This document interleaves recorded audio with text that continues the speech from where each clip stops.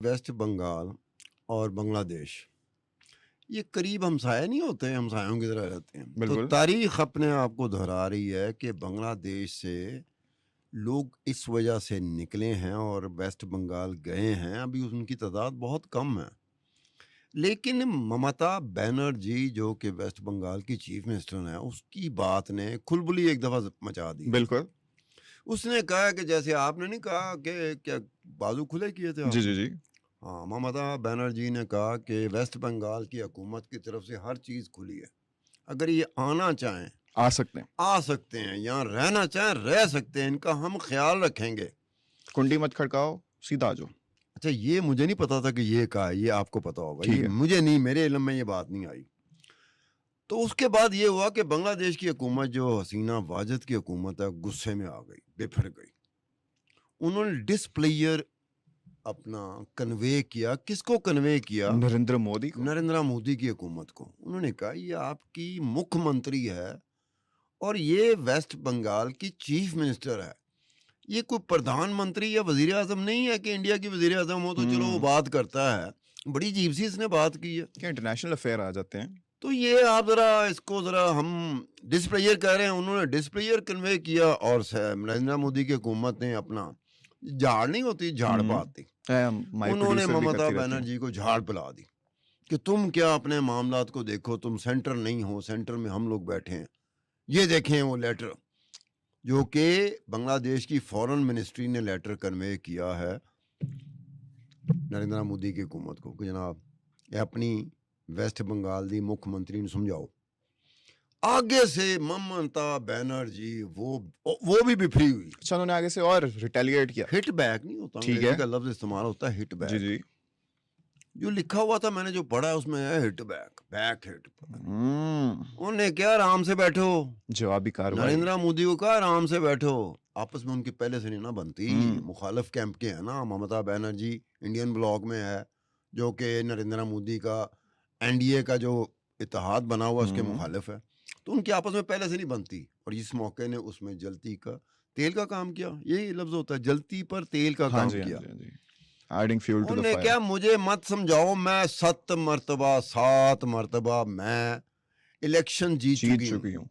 और मैं 2 दफा यूनियन मिनिस्टर रही हूँ। यूनियन मिनिस्टर का मतलब है वफाकी वजीर रही हूँ इंडिया की। अच्छा जी। इसमें मैं कुछ इजाफा कर दूं अगर आप इजाजत दें। आप जरूर। ममता बनर्जी 2 मरतबा यूनियन मिनिस्टर रही हैं, वफाकी वजीर रही हैं इंडिया की।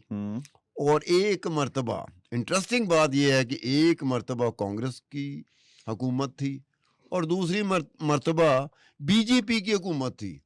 अब ममता बनर्जी ने अपनी पार्टी बनाई हुई है, ऑल इंडिया तृणमूल कांग्रेस। ठीक है। अब एक्सपीरियंस उसका बड़ा है और पॉपुलर भी हो जाती है। छक्के चुक्के मारने के बाद पॉपुलर भी हो जाती है।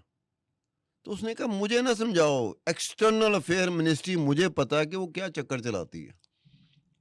उन्होंने कहा मैनू दस दे पे तुसी कि central government to central government बात चलेगी। मेरा सूबा लग रहा है वेस्ट बंगाल बांग्लादेश के साथ। बांग्लादेश से बंगाली आएंगे, वेस्ट बंगाल में बंगाली रहते हैं, हिंदू बंगाली, मुस्लिम बंगाली, ये जरा जेहन में रखना। ठीक है। तो उन्हें क्या, बंगाली बंगाल में आएगा, चाहे वो बांग्लादेश का बंगाल है, चाहे वो वेस्ट बंगाल का बंगाल है, वो है तो बंगाली ना। तो मैं तो बंगाली का स्वागत करूंगी। आपको ज्यादा तकलीफ है कि चूरन खाओ या गन्ने चूपो या जो करो, बड़ी तलखी किस्म की नहीं होती, सीधा ही सीधा ही। वो नहीं, वो लिहाज भी नहीं करती, ममता बनर्जी लिहाज नहीं करती। शुक्र है ममता बनर्जी ने बांग्लादेश की हुकूमत को कुछ नहीं कहा। डर यही है इस वक्त में कि ममता बनर्जी का कोई पता नहीं कि वो शेख हसीना वाजिद के साथ सिद्धि हो जाए कि मैं बंगालियों की बात कर रही हूँ। अगर तुम बंगालियों की लीडर हो तो मैं भी बंगालियों की लीडर हूँ। तुम बांग्लादेश के बंगालियों की लीडर हो, मैं वेस्ट बंगाल के बंगालियों की लीडर हूँ। हैं तो बंगाली, चाहे तेरे मुल्क के हों चाहे मेरे सूबे के हों। अब ये बात जो है ना, ये खटक रही है, कोई पता नहीं ममता बनर्जी उस पर हो जाए। जो ये बात हुई है कि ममता बनर्जी ने आज से 45-50 साल पहले, 45 साल पहले की यादें ताज़ा कर दी। 45 साल पहले क्या हुआ था? 1971 में बांग्लादेश में जब एक क़यामत गुजर रही थी, उस वक्त ये मशरकी पाकिस्तान था। उस वक्त बंगालियों ने, उसमें ज़्यादा तादाद हिंदू बंगालियों की थी, वो माइग्रेट किया, वो भागे वहाँ से, और इंडिया में उन्होंने 4 स्टेट में प्राइमरीली उन्होंने पनाह ली थी। एक ये वेस्ट बंगाल था, ठीक है, एक आसाम था, एक त्रिपुरा था और एक मेघालय था। यहाँ पे जाकर उन्होंने पनाह ली। उस वक्त एक बाकायदा ये प्लानिंग अपनी अपनी जगह पर पाकिस्तान की तरफ से भी और इंडिया की तरफ से भी प्लानिंग हो चुकी हुई थी कि जंग होनी है, वॉर होनी है। तो इंदिरा गांधी की हुकूमत थी, इंदिरा गांधी वहाँ की प्रधानमंत्री थी। उन्हें क्या, ये वो बताते हैं, उनका ऑफिशियल रिकॉर्ड बताता है, अब सही बताता है गलत बताता है, कि 1 करोड़ के करीब लोग नकले मकानी करके पनाहगज़ीन हुए थे इंडिया में जाके। ठीक है, इंडिया, एक बात ज़हन में रखना, जो ये रिफ्यूजीज होते हैं ना, इनका कन्वेंशन 1951 का, उसके बाद प्रोटोकॉल 1967 का, उसका सिग्नेटरी नहीं है। इंटरेस्टिंग। डिस्पाइट दिस फैक्ट बड़ा ख्याल रखा था 1971 में, इन पनाह गजीनों का बड़ा ख्याल रखा था। बाहर से तो पैसे नहीं मिलते थे, इंडिया फिर अपनी तरफ से पैसे करता था, अपने ज़राए से पैसे निकाल के इन पे लगाता था, जिस तरह को पनाह गजीनों को रखा जाता है। उसके बाद ये हुआ कि अच्छी खासी बड़ी तादाद, जब ईस्ट पाकिस्तान, मशरकी पाकिस्तान, बांग्लादेश बन गया, तो ये बंगाली वापस चले गए बांग्लादेश। ठीक है, लेकिन एक अच्छी खासी तादाद को 20 लाख के करीब कहते हैं, 20 लाख के करीब पनाह गज़ीन आज भी इन्हीं 4 सूबों में, यानी वेस्ट बंगाल, असम, त्रिपुरा और मेघालय, यहाँ पर वो हैं। और उनके लिए एक हमेशा हर दौर में होता रहा, अब भी हो रहा है, कि उनके लिए कोई ऐसा अरेंजमेंट करेंगे जिससे उनकी शहरियत उसी तरह की हो जाए जैसे बाकी इंडियंस की है। अब ममता बनर्जी ने जो कहा है, वो याद ताज़ा कर रहा है 1971 की, उस वक्त भी नकले मुकानी हुई थी, मशरकी पाकिस्तान से बंगाली निकल के वेस्ट बंगाल गए थे, मेजॉरिटी वेस्ट बंगाल गई थी, बाकी 3 सूबे। अब ममता बनर्जी ने खुद कह दिया कि हम वेलकम करेंगे, हम स्वागत करेंगे बांग्लादेश से जो लोग, ये बांग्लादेश में हो रहा है, बांग्लादेश में जो कुछ हो रहा है, जो स्टूडेंट्स ने किया है, पता है स्टूडेंट्स की पावर का पता चला आपको? स्टूडेंट्स की पावर क्या होती है? से पता चल गया। पाकिस्तान में तो ऐसे लगता है स्टूडेंट्स कोई है नहीं, मास वाइज सोशल मीडिया के हर चीज आपको सोशल मीडिया में नजर आएगी, प्रैक्टिकली, जैसे कहते हैं ना, practically on foot, on road, हमारे पाकिस्तान में कोई चीज नहीं नजर आती, अनफॉर्चुनेटली। हम सिर्फ खप डालते हैं। स्टूडेंट्स ने बांग्लादेश की शेख हसीना वाजिद की उस हुकूमत को, जो कुछ ही हफ्ता पहले, कुछ महीने पहले इलेक्ट होके आई है, उसको हिला दिया उन्होंने। इस बुरे तरीके से लाया, ऐसे लगा कि जैसे शेख हसीना वाजिद को भी समझ नहीं आ रही कि एक्चुअली उसको डील कैसे करना चाहिए इस अपराइजिंग को। और हमारे जो हमने पिछली पॉडकास्ट की थी बांग्लादेश की सूरत हाल पर, उस पर भी काफ़ी ज़्यादा हमारे बंगाली भाई और बहनों के कमेंट्स आए थे।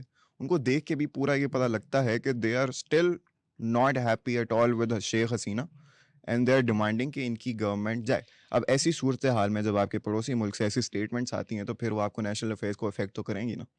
यार देखो, हर मुल्क ने अपना, जो अभी आपने कहा नेशनल इंटरेस्ट, उसको देखना होता है। पाकिस्तान भी अपने नेशनल इंटरेस्ट को देखेगा, इंडिया भी देखेगा, बांग्लादेश भी देखेगा, ऐसे ही है। उसके नेशनल इंटरेस्ट के साथ कुछ चीज़ें जुड़ी होती हैं जिसको हम ह्यूमन राइट्स इशू करते हैं, बेसिक राइट्स होते हैं, सिविल लिबर्टी होती है, उस पर वह बाकी लोग बोलते हैं।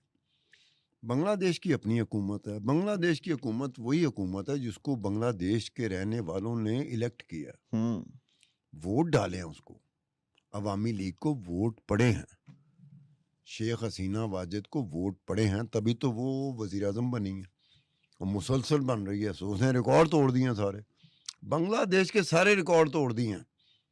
जितनी मरतबा शेख हसीना वाजिद प्राइम मिनिस्टर बनी है, हुक्मरान बनी है बांग्लादेश की, कोई और नहीं बन सका आज तक। अब उसमें ये है कि आप लोग बंगाली जो है ना, एक बात हमेशा के लिए जेहन में रख लेना, गजाल तुम अपना नाम जेहन में रखो ना रखो, लेकिन एक बात जेहन में रखना, Bengali as compared to Pakistani वो पॉलिटिकली ज़्यादा मैच्योर है। ठीक है। पाकिस्तान वाले तो 1947 में पाकिस्तानी हुए ना, तो बंगाल तो सदियों से है, बंगाली सदियों से है। उनकी सियासी तौर पे बड़ा मैच्योर होता है। हर दौर में बंगाली बड़ा सियासी तौर पे एक्टिव रहा है। ठीक है। Bengalis knows politics more than us, ये बात है। ठीक है। मार भी पड़ती है, गलतियां भी करते हैं, बहुत लंबा चौड़ा मार खाते हैं। हमसे तो बहुत ज्यादा उन्होंने मार खाई हुई है। हमने क्या मार खाई हो, हम तो मार खाने का शोर मचाते हैं।